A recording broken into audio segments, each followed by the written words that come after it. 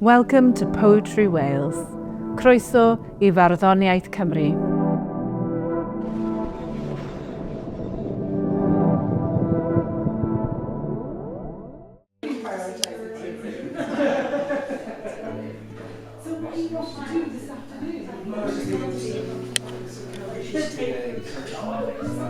During my editorship, there have been three things that I've really been focused on. The first thing is obviously Welsh traditions, Welsh poets. We don't always get the attention UK-wide. We have our own traditions, we have our own preoccupations, which aren't necessarily understood outside of Wales. So it's really important for Welsh poets to have a platform. Another part of it is that I've always wanted Poetry in Wales to be a welcoming space for everybody. It's not just for white poets, it's not just for straight poets, it's not just for able-bodied poets, that it's open to everybody. The third thing, of course, is connecting internationally and to show that Wales is outward looking. We're interested in the world and we want to connect with the world. The publishers of Poetry Wales, important publishers in Swansea, decided they couldn't continue publishing. And I decided, well, why don't we carry on? And so in 1980, I suddenly found myself not only the editor, but also the publisher. So all of a sudden, I was the publisher, editor, and distributor of the magazine. So I'd been getting all the posts, I'd been putting the magazine together, I'd been sending it off to the printers, and I'd then be packing it all up and sending it off. And for that, I was paid £25 an issue. It was a big learning experience.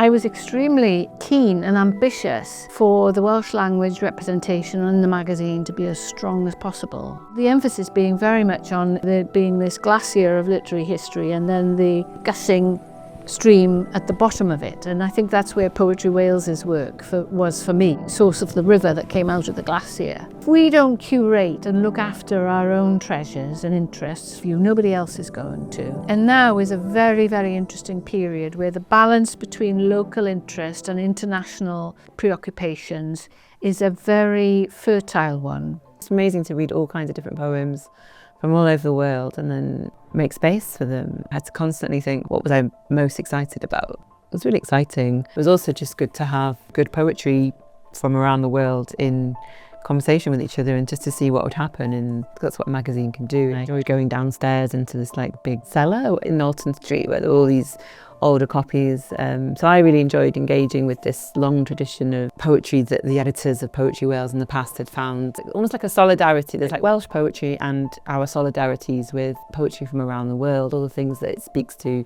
I hope that it still carries on being that place to try things, new things. It's exciting times because we had launches for individual issues, I had special themes, we had a prison issue, and I used my connections to get a poem from the H Block, Longkesh, in Northern Ireland, where there were IRA prisoners. One poem which was written on cigarette paper. In the editorial, I accused Margaret Thatcher of murder.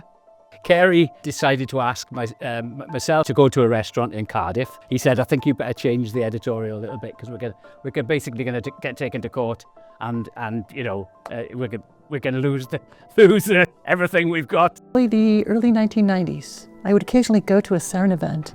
It was put on in Cardiff, and I remember meeting people like Catherine Fisher and Hilary Llewellyn Williams when they were quite young. How tremendously exciting to find these great women poets in this little company. And I realized straight away when I went to one of their events, it's like, I want to work for these people. This is where the excellence is. And I always had that feeling. It was a really good feeling. And Poetry Wales is my favorite magazine ever. It will always be. I think this is probably my favorite cover. Etching by Colin Paynton, who's still around and still doing etchings. Beautiful. Cover's always worthwhile to support the artists who live and work in Wales, which is something that still happens. Being a reviews editor, this is our newest member, right, is quite challenging. You have to be extremely diplomatic, but also widely read. Yeah, because you were a reviews editor for 15 years, isn't it? Too long. You do make your enemies. It's a small country. You're going to meet them. Reviews are so important. It helps both the writers, the poets, and it also helps the readers to learn about the book. So it's helping so many people. Being able to edit reviews is just a real privilege to help that get out there. My appointment coincided with the election of the Labour government in 1997 and Wales voting yes in the second devolution referendum. My first editorial written the day after the referendum and was titled a country that said yes. There was much more money in the arts than it appears there is today. And I was urged to exploit this by the Arts Council of Wales and Welsh literature abroad. This meant organising physical launches in Cardiff, Bridgend, Porthcawl, Branhaven, Hay-on-Wye, Llangollen, Llanila, Aberystwyth, London, amongst other places. Abroad, we made a good use of New York, Winnipeg and Vancouver. In Europe, we took Poetry Wales to Ireland, Scotland, the Netherlands, Portugal, France, Lithuania, Poland, Serbia.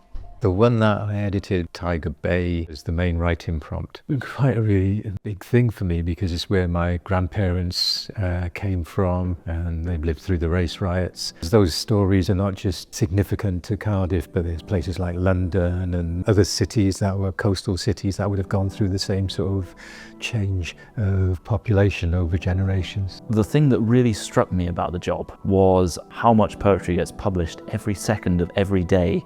It was just really fantastic. You never knew what was going to come through the letterbox. I think Poetry Wales straddles this very fine line between being squarely Welsh, but also being this massive internationalist platform. And I think that's incredible and also reflects the diverse communities here in Wales. I saw the magazine as publishing writers, poets, who were important because they were the memory of the country. They were the memory of the country, its history and its culture. They were also the recreators, its history and culture. One of the very first things I did, for example, was to publish the special edition on Idris Davies. Idris Davies, this came out in 1981. That's always been important to me, that Poetry Wales, that Wales is important because the poets should be remembered because they are the memory of the culture.